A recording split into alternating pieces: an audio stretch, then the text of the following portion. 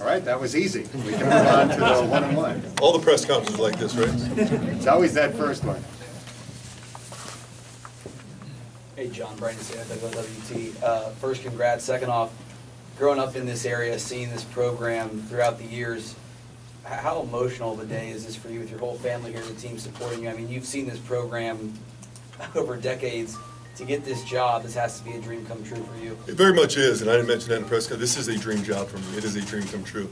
I tell you, Mike is aggressive. You know, we signed everything yesterday evening. I met with the team, and he looks at me because you got a 10 a.m. press conference.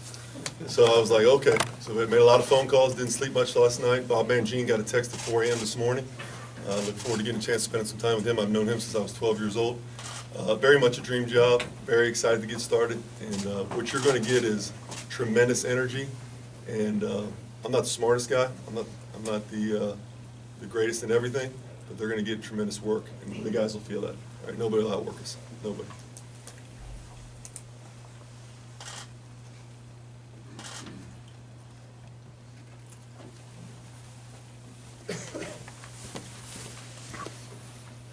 Bill Cook, GoBearcats.com. Mike, can you talk about the process?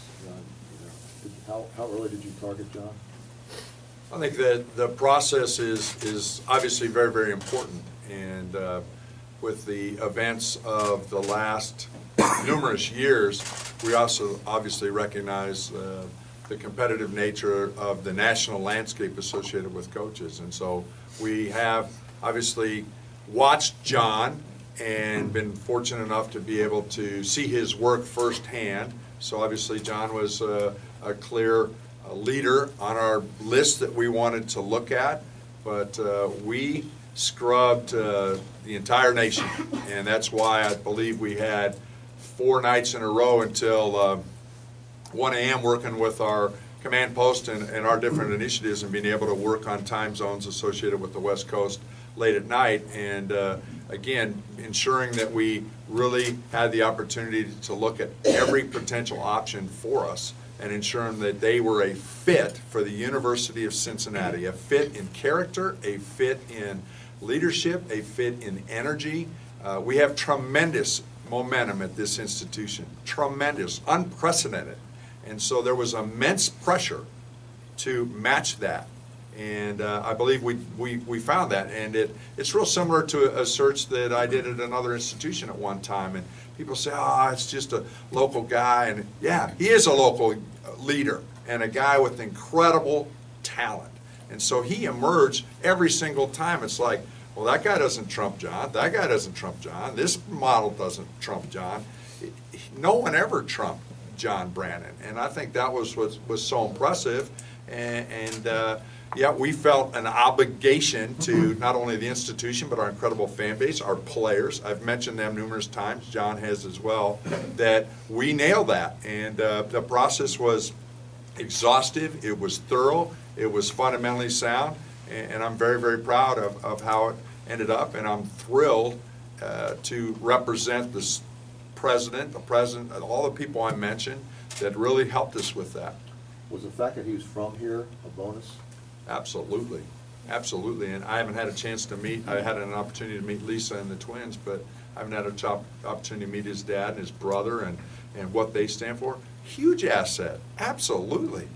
I think that our past has obviously served us well there. I think that when you think of Coach Guggens and you think of Coach Fickle and their equity, and Coach Clark Hurd for that matter, being a former assistant here, that connection to the community and to names and to people is critical for us. And our president was here 26 years before he came back to lead us. I think those connections are a critical piece of our fabric that helps identify who we are and what we're about. And again, that was a tremendous piece.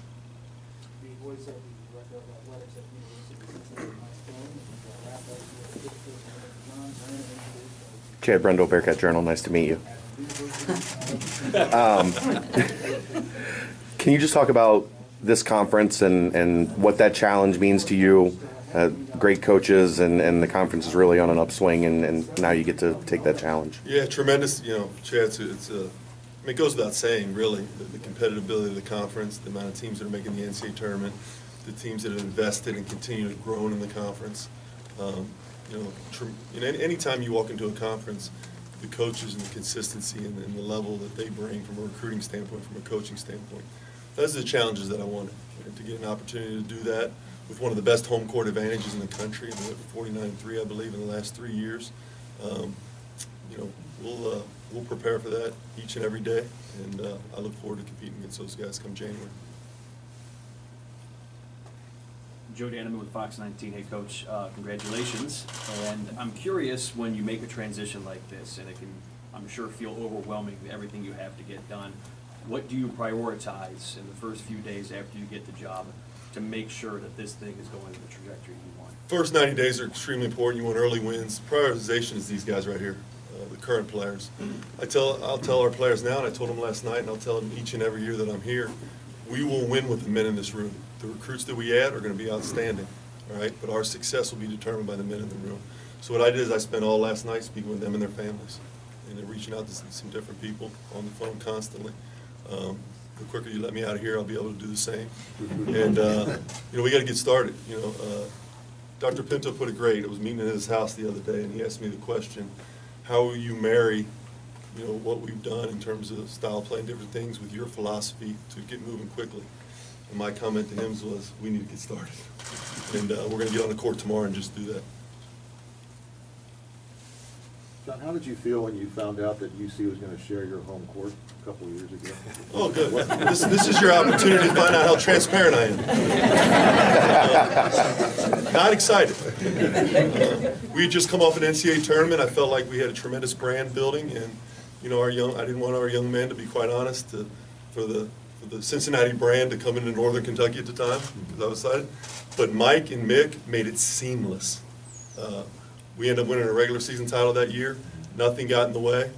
Brannen didn't like me very much prior to getting to know me, because there were some things that I didn't want to go into the gym at the time. Seamless. The professionalism and the way they kept their word in every instance, to be quite honest, was blew my mind. I had no idea, because I really thought it was going to be a distraction, and it wasn't at all. Wasn't even annoying or anything? It wasn't anything. The only thing was, this was a good piece. So when you're pulling out of BB&T Arena, because there were so many Ohio license plates, they were turning left. That was the most annoying thing. But I lived in Alexandria, so I turned right.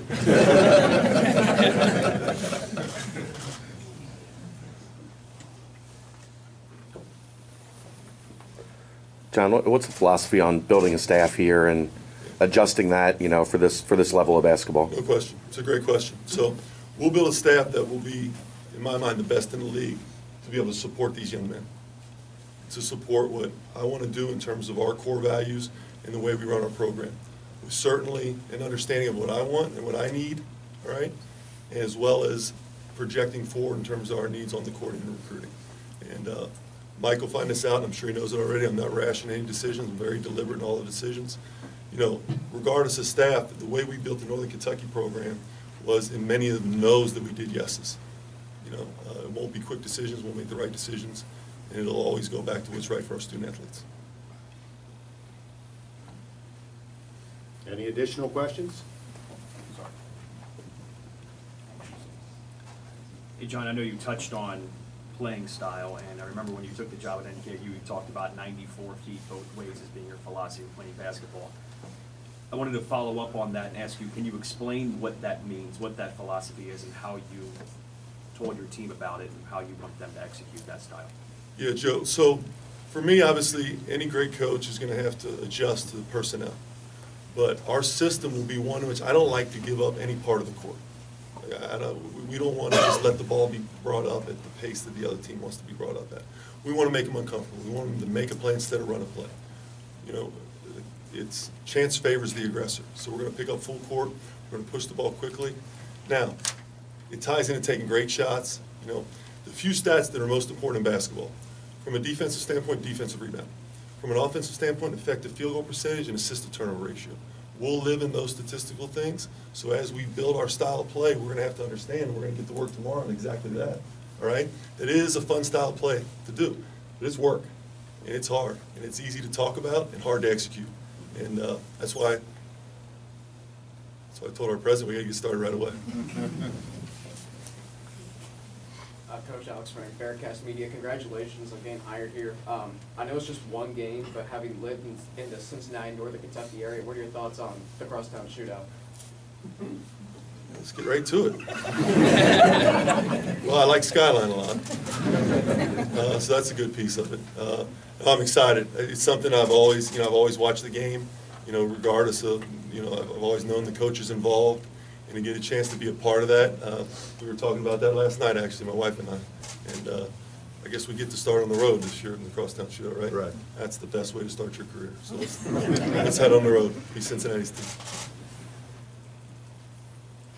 All right, it looks like that's it for questions in the news conference. Again, Coach Brannen's going to be available for one-on-ones out on the arena floor right after this. We appreciate all of you for being here today. Go Bearcats.